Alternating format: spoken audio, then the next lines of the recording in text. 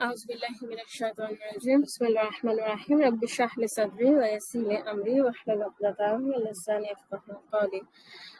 আপুরা আমরা আম, গত ক্লাসে অনেক লম্বা একটা সময় ধরে আয়াতগুলোর সব ওয়ার্ড স্পেসিফিক ব্যাখ্যা করেছি কাদিয়ানীরা, যেইভাবে মানে আমি দেখিয়েছি যে কিভাবে ওরা আসলে অপব্যাখ্যা করে। এখন আপনি একটা জনতার কথা চিন্তা করেন, সে বলবে যে দেখেন এখানে আল্লাহ বলতেছেন যে আল্লাহ ওনাকে আল্লাহ কোরআনে বলতেছেন যে আল্লাহ ঈসা আলাইহিসসালাম আমি তোমাকে আমার কাছে তুলে নিব, ঠিক আছে, এবং অথবা আমি তোমার মৃত্যু ঘটিয়েছি, তাওয়াফাইতানি। হ্যাঁ, তারপর বলবেন আল্লাহ অন্যান্য জায়গায় এটার মানে হচ্ছে আত্মাকে তুলে নেওয়া। বলেন আমাদের মারা যাওয়ার সময় ছাড়া কি আর কখনো আত্মাকে তুলে নেওয়া হয়? আচ্ছা, মানে এটা তো গেল, মানে খুবই মানে তাও একটা লেভেল আছে। আপনারা যদি দেখেন যে বাংলাদেশের যে বাংলাদেশে যে মিশনারিরা কাজ করে, তারা কি বলে যে ঈসা আলাইহিসসালাম, তারা কিন্তু আবার এই যে ঈসা আলাইহিসসালাম যে আবার ফিরে আসবে, ওনাকে যে হত্যা করা হয় নাই সেই জিনিসটাকে কাজে লাগানোর চেষ্টা করে। তারা বলে যে ঈসা আলাইহিসসালাম কি বেঁচে আছেন? আপনি জনতাকে জিজ্ঞেস করেন, যে হ্যাঁ, তাহলে কি আপনি জিন্দা নবীকে ফলো করবেন নাকি মুর্দা নবীকে ফলো করবেন? এবং এই যে অর্থনৈতিক কারণে, হ্যাঁ, মানে এই খ্রিস্টান মিশনারিরা যে খালি টাকা দিয়ে দিয়ে দিয়ে দিয়ে বাংলাদেশে বহু মানুষকে পার্বত্য চট্টগ্রামের ওই অঞ্চলগুলাতে, প্রত্যন্ত অঞ্চলগুলাতে, তারপরে আমরা উপজাতিদের মধ্যে আমরা দাওয়াতি কাজ করি না, কিন্তু উপজাতিদের মধ্যে প্রচুর মানুষ হচ্ছে খ্রিস্টান হয়ে যাচ্ছে এবং মুসলিমরাও খ্রিস্টান হয়ে যাচ্ছে, ঠিক আছে, জাস্ট অভাবের কারণে। we need to be aware of these things. So এগুলোর হচ্ছে দুই ধরনের ইন্টারভেনশন দরকার। একটা হচ্ছে ইন্টেলেকচুয়াল ইন্টারভেনশন, আরেকটা হচ্ছে পলিটিক্যাল বা সামাজিক ইন্টারভেনশন। যে মানে আমাদেরকে ওদের অর্থ মানে ওদের মানে আমাদের দারিদ্র, ওই অঞ্চলের দারিদ্র নিয়ে কাজ করতে হবে, আমাদের জাকাত সাদাকা এই জিনিসগুলো যেন ওই জায়গায় পৌঁছায় সেটা মেক শিওর করতে হবে।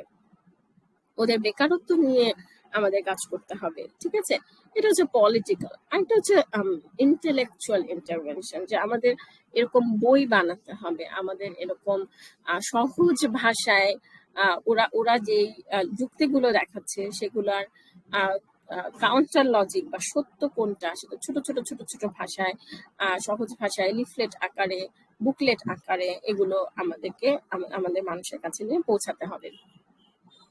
কিন্তু ওভারঅল আমাদের মানে as a average daily life Muslim, আমরা যদি বোঝার চেষ্টা করি যে এখানে হচ্ছে কি, মানে আমরা যদি বোঝার চেষ্টা করি যে এখান থেকে আমাদের টেক অ্যাওয়ে কি, আপুরা আমি আগেও একটা পর্বে বলেছি, আবারও বলছি যে সবচেয়ে ইম্পর্টেন্ট টেক অ্যাওয়েটা হচ্ছে যে অ্যারাবিক কোরআন ইজ দ্য কোরআন, এই ব্যাপারে আমাদের অ্যাওয়ারনেস বিল্ড করা।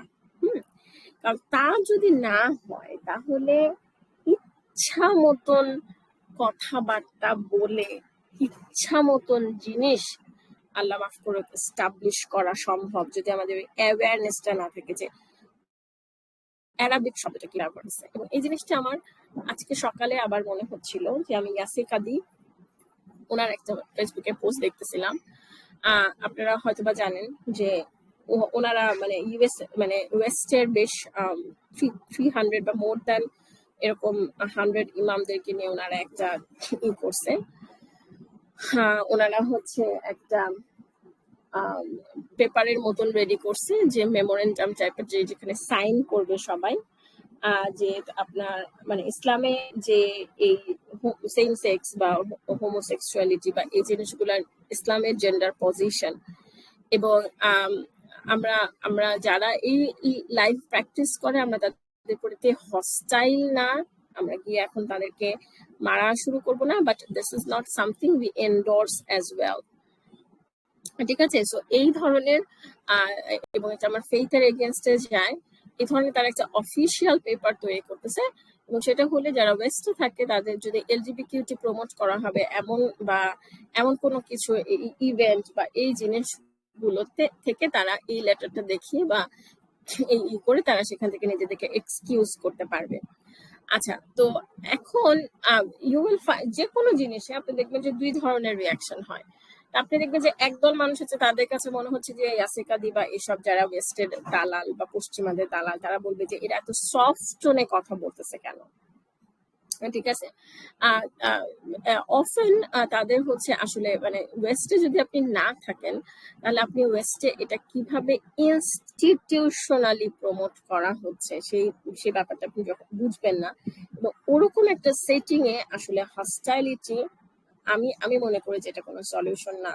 আমাদেরকে খুবই মানে আমাদেরকে সবার আগে আমাদের নিজেদের ঘরগুলোকে দুর্গ বানাতে হবে। মেক শিওর করতে হবে যে আমাদের নেক্সট জেনারেশন, যেমন আল্লাহ নোজ দ্য বেস্ট, আমি আমার মেয়ের বয়স 4.5 বছর, আমি ওকে এখনই লুত আলাইসাল্লামের স্টোরি পড়ানোর চেষ্টা করছি যে মা, ছেলেরা ওরা কি করতো, ছেলেরা ছেলেদেরকে বিয়ে করতো। ওর বয়স হিসেবে this is how I try to present to her. ছেলেরা ছেলেদেরকে, মেয়েরা মেয়েদেরকে, এরকম কি কখনো হয় এভাবে? তো এখন এটা গেল একটা জিনিস। আরেকটা জিনিস হচ্ছে যে কিন্তু আরেকটা সাইডের রেসপন্স যেটা দেখলে আপনি হচ্ছে বেকুব বলে যাবেন, সেটা হচ্ছে যে তারা বলতে চাচ্ছে যে same sex marriage is allowed in Islam, it's allowed, সুবহানাল্লাহ, আস্তাগফিরুল্লাহিল আযীম। এবং তাদের সাথে ইয়াসির কাদিরের আর্গুমেন্ট হচ্ছে ব্যাক অ্যান্ড ফোর্থ, যেখানে তারা একটা জিনিস তারা বলতেছে যে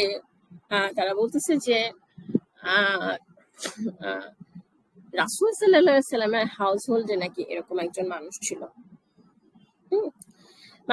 এবং তাদেরকে মানে তাদেরকে হচ্ছে মানে তার এবং তাদেরকে রাসূল সাল্লাল্লাহু আলাইহি ওয়াসাল্লাম অ্যালাউ করেছিলেন ফিমেলদের মধ্যে বসতে। এটা যে কত বড় একটা মিথ্যা। কিন্তু এগেইন আপনি যদি না হন, আপনি যদি অ্যারাবিক নুয়ান্সেন্স গুলোর কথা না জানেন, কারণ আপনি দেখবেন যে সূরা নূরেও কিন্তু এমন এক ক্যাটাগরির পুরুষদের কথা বলা হচ্ছে যাদের কোনো ডিজায়ার নাই। কারণ এটা হতে পারে যে সেটা হিজরা হতে পারে, এবং আসলেই very very very few people যাদের আসলে কোনো মানে প্রাইভেট পার্টস নাই বা কিছু। এই জন্য আমাদেরকে বুঝতে হবে যে ট্রান্সজেন্ডার এবং হিজড়া এই দুইটা কিন্তু সেম না, এবং মানে হিজড়াদের ব্যাপারে Islam has a very crystal clear position, very very crystal clear position. So হিজড়াদের প্রতি আমাদের যে একটা সফট কর্নার অনেক মানুষের আছে, সেইটাকে পুঁজি করে তারা ওইভাবে প্রমোট করতে চায়।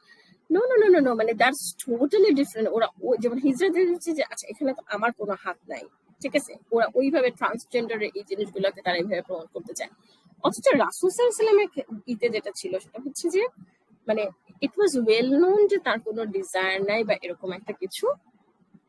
এবং সেহেতু রাসূল সাল্লাল্লাহু আলাইহি ওয়াসাল্লামের ওয়াইফ মানে উনি এটা অ্যালাউ করছিলেন যে হ্যাঁ ঠিক আছে, পর্দা ছাড়া রাসূল সাল্লাল্লাহু আলাইহি ওয়াসাল্লামের ওয়াইফও তার সামনে আসতে পারে। এরপরে দেখেন এগেইন ওরা অলওয়েজ পিক অ্যান্ড চুজ করবে, হাফ অফ দ্য ট্রুথ আপনাকে বলবে, পুরো জিনিসটা বলবে না। সো এরপরে যেটা হচ্ছে যে একবার রাসূল সাল্লাল্লাহু আলাইহি ওয়াসাল্লামের এক ওয়াইফ শুনে ফেলছে যে ওই লোক আসলে ভালগার ভাবে বর্ণনা করতেছে ওমেন বডি, মানে হচ্ছে যে ধরেন বলি না, আল্লাহ মাফ করুক, সেক্সি মাল, অথবা শরীরটা খুব মানে যেভাবে অনেক সময় নারীদেরকে এইভাবে মানে ভোগ্যপণ্য হিসেবে উপস্থাপন করা হয়, এরকম কোন একটা ভালগার টার্ম তাকে ব্যবহার করতে শুনছে রাসূল সাল্লাল্লাহু আলাইহি ওয়াসাল্লামের ওয়ান অফ দ্য ওয়াইফস। যখন উনি এটা রাসূল সাল্লাল্লাহু আলাইহি ওয়াসাল্লামকে জানাইছে, তখন রাসূল সাল্লাল্লাহু আলাইহি ওয়াসাল্লাম যে শুধুমাত্র মানে তার সামনে এখন থেকে আবার পর্দা করতে হবে, তাকে একজন পরপুরুষের মতন ট্রিট করতে হবে, শুধুমাত্র তা না, উনি তাকে নির্দেশ দেন যে you should leave the city, because he was promoting, উনি ছিল পাবলিক স্ফিয়ারে গিয়ে এখন ভালগারিজম প্রমোট করতেছে। এবং যেই হচ্ছে ভালগারিজম প্রমোট করবে, ইসলামে কিন্তু তার কোনো মানে এটা একটা শাস্তিযোগ্য অপরাধ।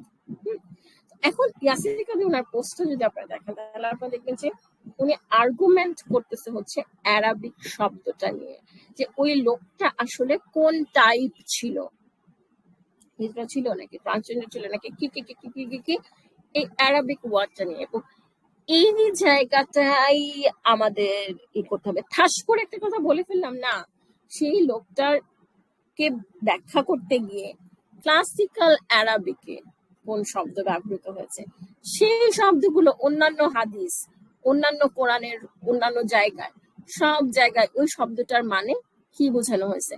This is the foundation and core of our religion. ঠিক আছে? সো আমি জানি না আমি কতটুকু বোঝাতে পারলাম। জাযাকুমুল্লাহ খায়রুন এতক্ষণ শোনার জন্য। আসসালামু আলাইকুম ওয়া রাহমাতুল্লাহি ওয়া বারাকাতুহু।